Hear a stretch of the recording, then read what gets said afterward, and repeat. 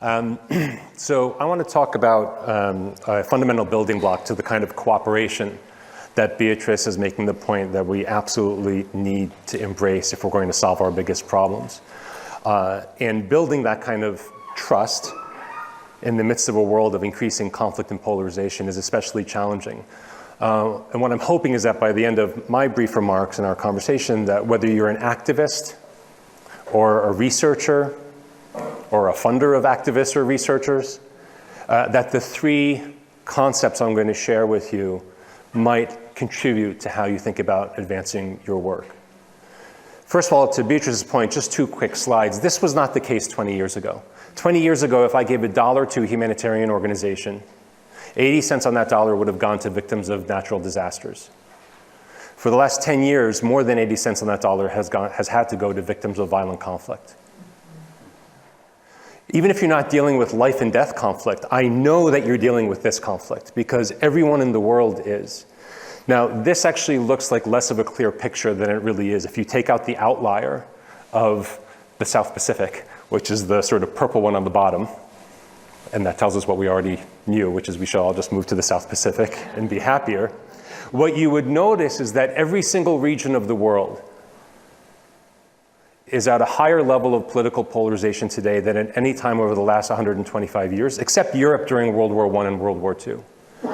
And that over the last 10 years, every region of the world has experienced an unprecedentedly rapid rise in polarization, other than Europe before World War II.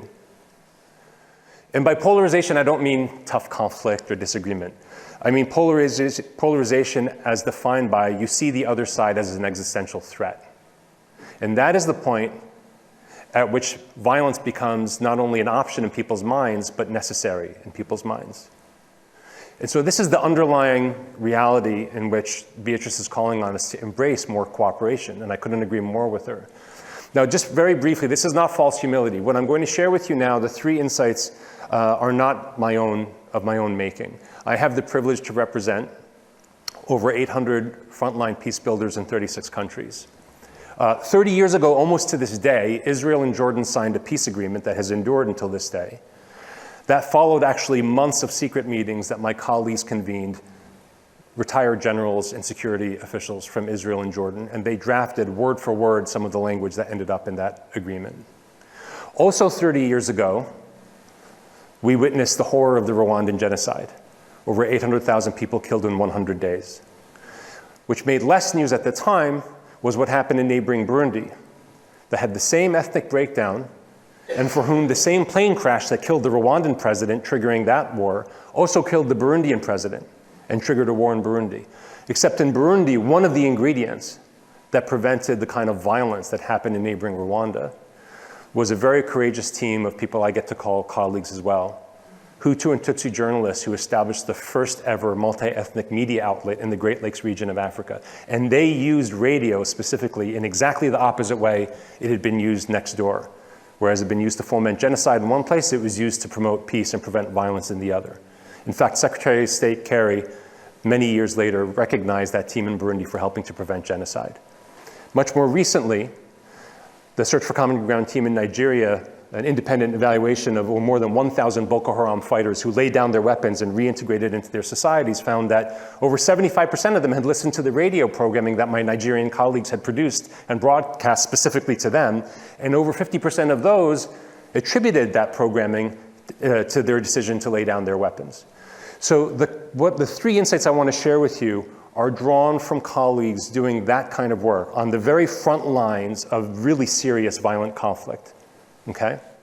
The first is, how do we define success? The what? What are we trying to achieve? And what I would challenge and encourage you is, whatever your cause, whether it's climate, whether it's women's rights, whether it's certain immigration reforms, whatever it might be, that there are 5 vital signs of a healthy society that we cannot afford to ignore. You can think of these like the 8 vital signs of the healthy human body, right?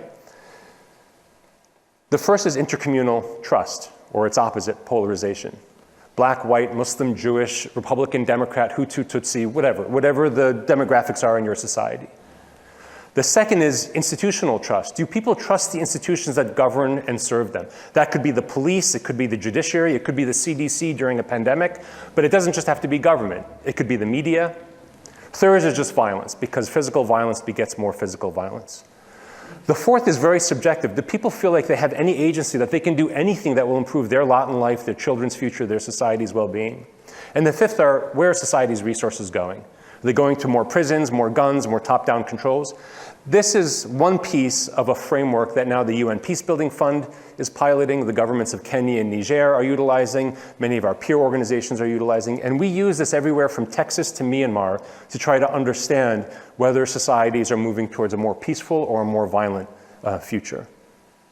And the reason I share it with you is whatever your cause is that you're advancing or funding or researching, if your intervention is feeding any of these in a negative direction, fueling unnecessary division between people, feeding people a sense of distrust and hopelessness, then you're not going to succeed, or any success you might gain will be quickly overturned because of the dynamics of conflict.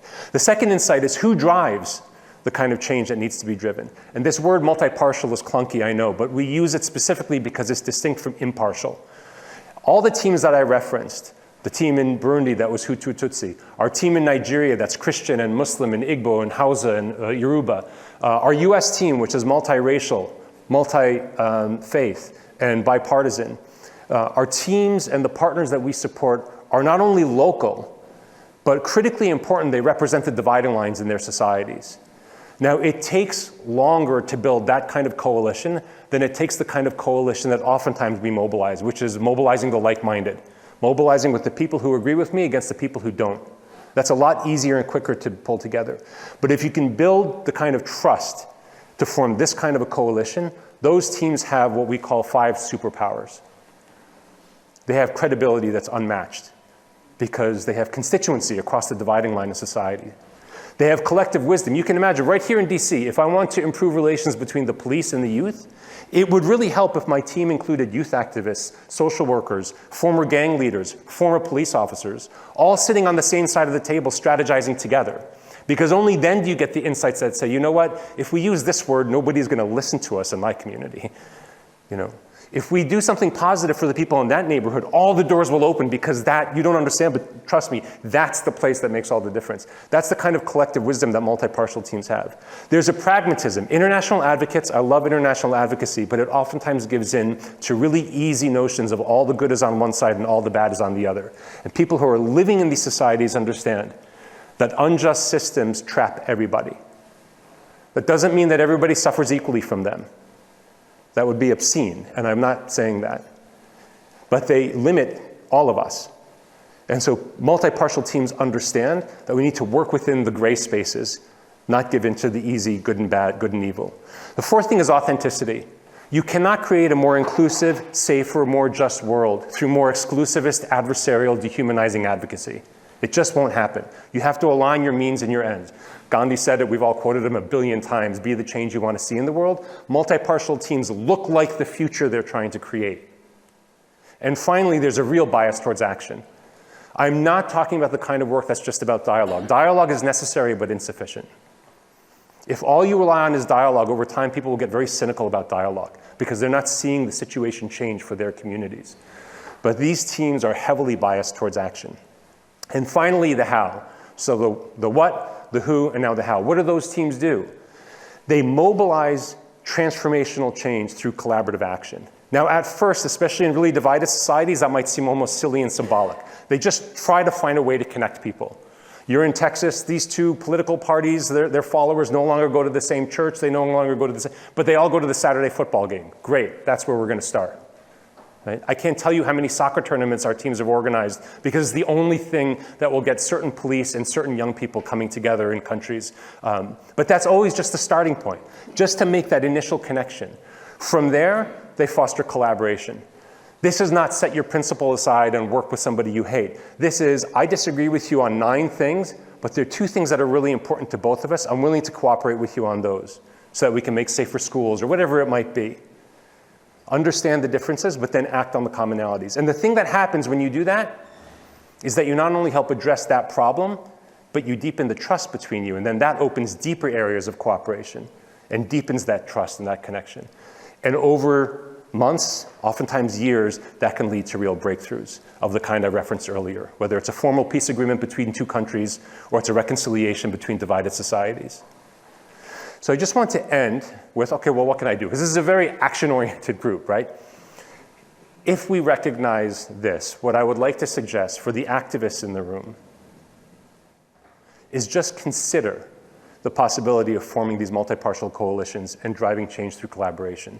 Abraham Lincoln supposedly said, if you tell me to cut down a tree and you give me 6 hours, I'll spend 4 hours sharpening the axe, right? Our 4 hours of sharpening the axe is building trust and building multi-partial teams. You spend that time networking with a community that is uniquely able to access and influence all the different stakeholders. That team then has superpowers that no other team will have. For philanthropists, either fund coalitions and collaboratives or at least do no harm. Take a look at the 5 vital signs and ask yourself the question, are the things that I'm funding, if not boosting those vital signs, at least not depleting any of them? And finally, for the researchers, continue to push our understanding of what builds trust so that we can do it better. Because as Beatrice noted, we're going to literally perish if we don't figure this out. I think all of our experience, and frankly all the research to date, demonstrates that we can solve even our biggest problems, but not if we continue to believe that our biggest problems are each other. Thank you.